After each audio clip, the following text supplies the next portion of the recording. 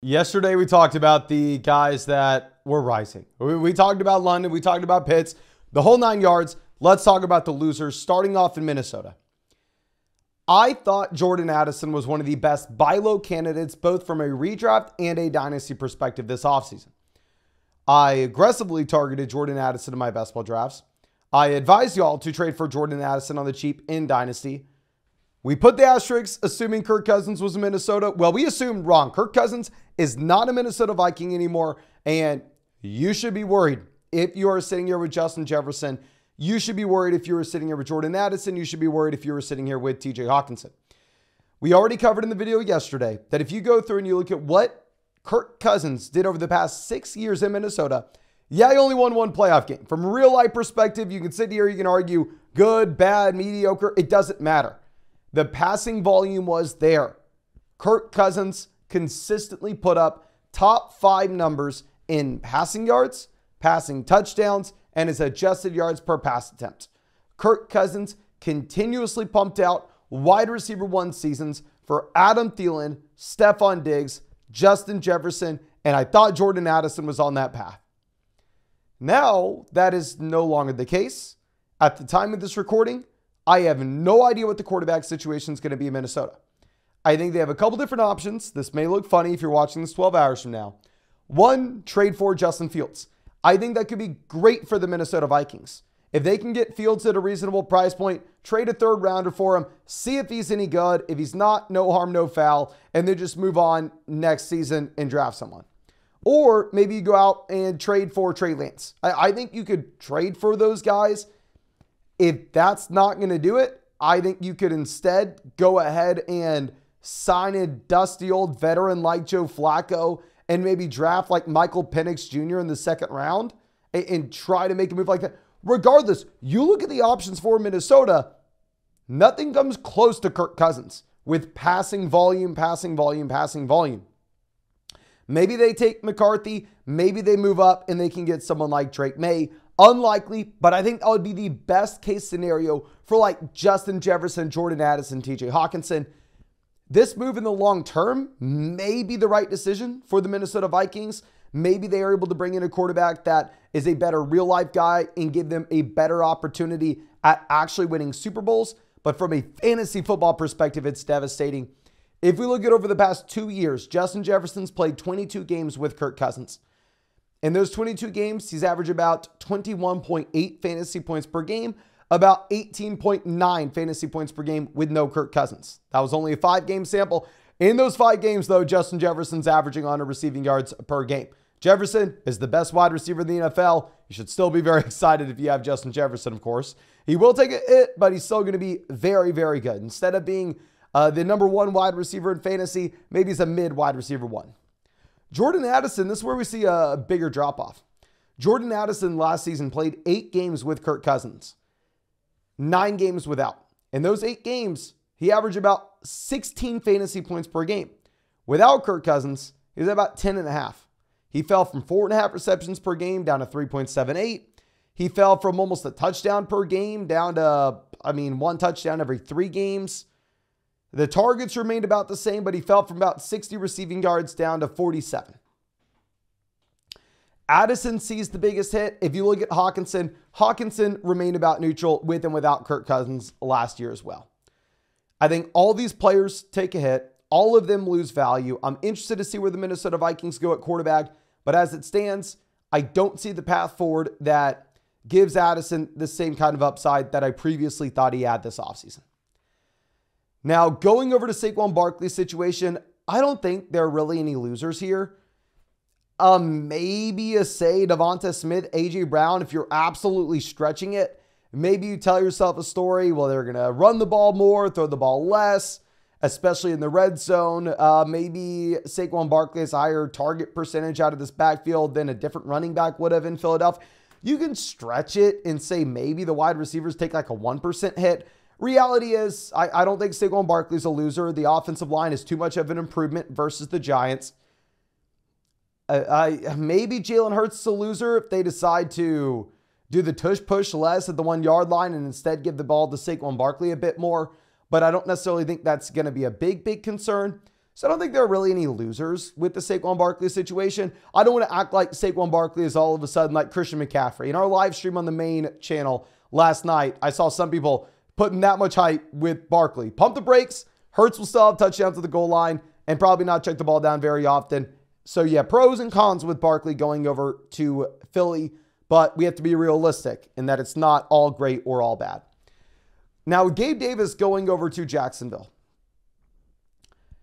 I think this may scare some people off of Christian Kirk. And I think that this is a move that makes so much sense for the Jacksonville Jaguars to have Gabe Davis come in, be that Calvin Ridley replacement, run deep routes down the field, take safety attention away, stretch NFL defenses, and make Trevor Lawrence's life a little bit easier.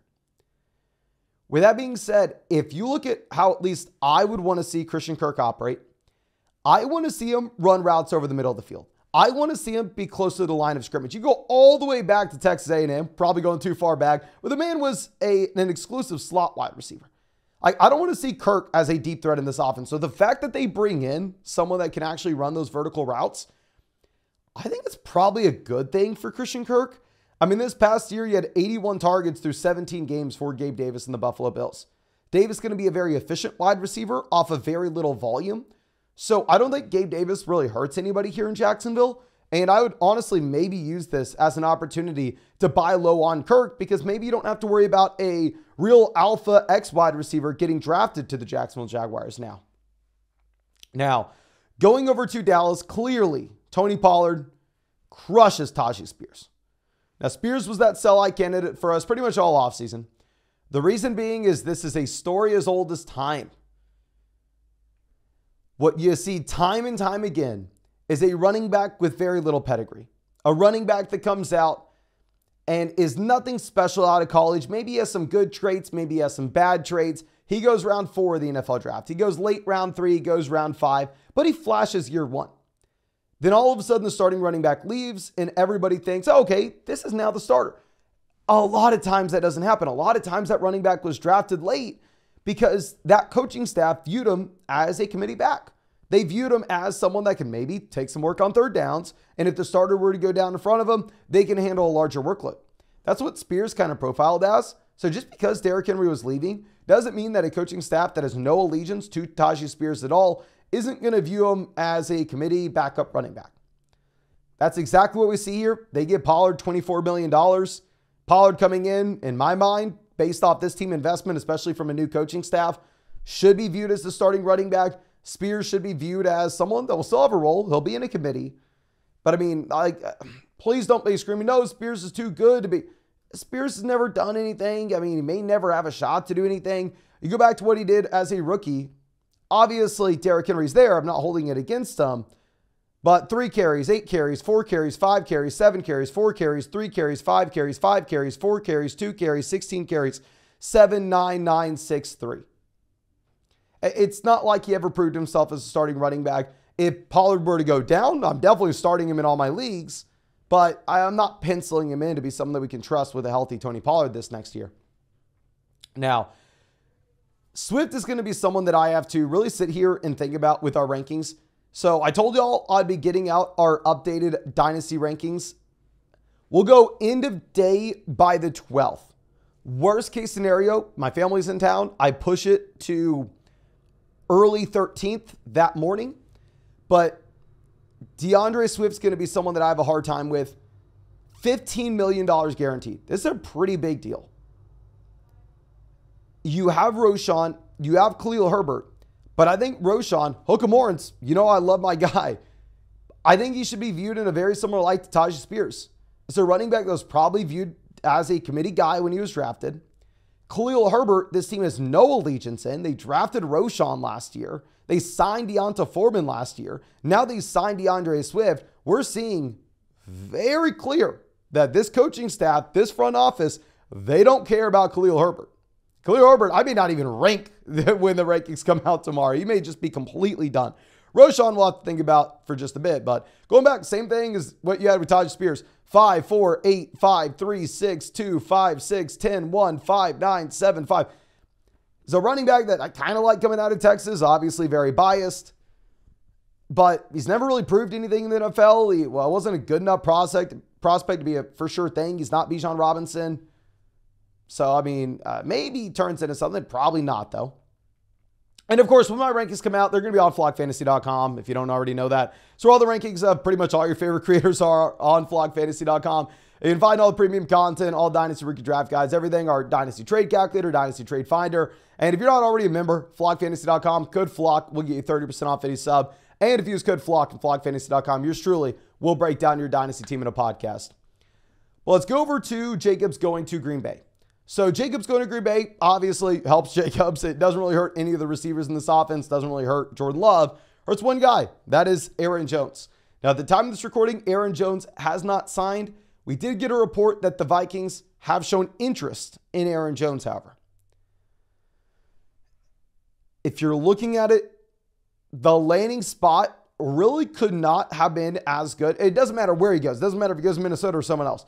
Where is a better landing spot than Green Bay? Where you have the familiarity with the coaching staff, with the offense. You have a very good, very young quarterback under center as well, where we have seen that they're willing to use you as a receiver in years past. It almost doesn't matter where Aaron Jones lands. It is probably going to be a spot that is worse than what Green Bay was. And at the same time, we just get a little bit of an insight in what someone that's in the building with Aaron Jones thinks of him. Obviously, when we're playing fantasy football, we're operating with limited information. Trust me, I wish I was best buddies with Aaron Jones. I wish that I walked into the Green Bay Packers facility. I got to see him training. I got to see him at practice. I got to see this man every single day. I don't. You know who does? The people who decided to cut the guy. That's not to completely write him off. That's not to say that he's complete dust. But when you see a team do that, we should at least take a mental note. We don't have to cut him from our fantasy teams. We don't have to say he's never going to be anything. But at the same time, we can acknowledge the fact that it does not bode well, because if Aaron Jones was still the same stud Aaron Jones was 3 years ago, he wouldn't have been cut from the Green Bay Packers. Now, Patriots signing Antonio Gibson. This hurts Ramondre Stevenson. Obviously, Ramondre's a running back that doesn't really have a ton invested into him. He had one good season. Belichick's gone. This coaching staff doesn't really care. So, I mean, I think that Ramondre is still the starting running back over Antonio Gibson, but obviously not a good thing to see another back join your backfield. Austin Ekeler going to the Commanders is something else that I am not a happy camper about. If you have Austin Ekeler, this is bad. Specifically, going back to where we're talking about with NFL teams having more insight than we do and seeing the money with these deals, one tells us what is the market for this player at the NFL level, and two, it tells us what are the plans for this player from this coaching staff. A lot of times, I mean, you see Saquon Barkley get paid more money than any other running back. We know the Eagles are using Saquon Barkley. He will be heavily featured in their game plan. Austin Ekeler gets $11 million, not even guaranteed, up to $11 million. He gets less money than Devin Singletary does. And what does that tell us? Maybe he's something. Maybe he has a little bit of juice left. There really wasn't a market for him. If the Commanders are taking a shot, obviously, it looks like it's a good fit on paper. You have Brian Robinson, the first and second down guy. Austin Ekeler can be the receiving down back. But the market, I mean, the deal's really bad for Ekeler. And it's not a great offense. You have a rookie quarterback coming in, so we don't really know what to expect at this point. So I'd say Eckler's probably a loser there. Now, Gardner Minshew signs with the Raiders. I think the Raiders are still it could be in play for a quarterback, but I really want to focus in on, right before this came out, they were looking at Fields. Whether or not that's the Chicago Bears were asking for more, I don't know. All I know right now is at the time of this recording, 9:14 p.m. Central Time, March 11th, Justin Fields is not on an NFL roster. And if we go through and look at these spots, the Bills, obviously, no. Dolphins, no. Jets, no. The Patriots, possibly. Let's throw up the landing spots. We got the Pats, potential landing spot. The Chiefs, the Raiders. Raiders, probably not happening anymore. Obviously, the Chiefs aren't. Broncos, a possibility. Chargers, no. Ravens, no. Browns, no. Steelers, no. Bengals, no. Texans, no. Jags, no. Colts, no. Titans, no. Cowboys, no. Eagles, no. Giants, Maybe, probably not. Washington, maybe, probably not. Probably not. No, they're not going to Washington. Probably not going to the Giants either. Definitely not going to the Niners, not going to the Rams, not going to the Hawks, not going to the Cardinals, not going to Lions, Packers. Really, the spots are running thin. Now that the Falcons are gone, now that the Steelers are gone, now that the Raiders are probably gone, you have like the Vikings. You have the Vikings, which would be a dream landing spot for Justin Fields. Maybe the New England. There's an outside chance that Justin Fields is not a starting quarterback this next year. I've been saying previously that Fields is going to get an opportunity somewhere. It's going to be a one-year prove-it situation. If he fails, he won't be a starter in 2025. I still imagine that he's a starting quarterback, but the Bears have no incentive to trade him in their own division, because if you're Chicago, why would you ever trade him to Minnesota? Even if Minnesota gives you the best price point, even if Minnesota gives you a second-round pick and nobody else is even offering a third, you're sitting here going, well, if we trade him to the Minnesota Vikings, and he turns out to be a top 10 quarterback in the NFL, and we have to play this guy twice a year, that's a move that you lose your job over. If you're the Bears general manager, you get fired if you make that decision. I mean, obviously you can trade him in conference. You just really can't trade him inside your own division. So you cross off the Vikings there. The Patriots may just want Jaden Daniels at 3. And in that world, what happens with Justin Fields, I simply don't know. So I think Fields has to be a loser. I did an underdog draft tonight. Justin Fields fell like 25, 30 picks past ADP. But I think that's all we got for you. Really hope you enjoyed it. Really hope you have a great day. And of course, you can access our updated Dynasty Fantasy Football rankings, trade calculator, trade finder, whole 9 yards, flockfantasy.com, code FLOCK, 30% off any sub. Plus, yours truly will break down your Dynasty team in a podcast. But thank you again. Really appreciate you. Really hope you have a great day.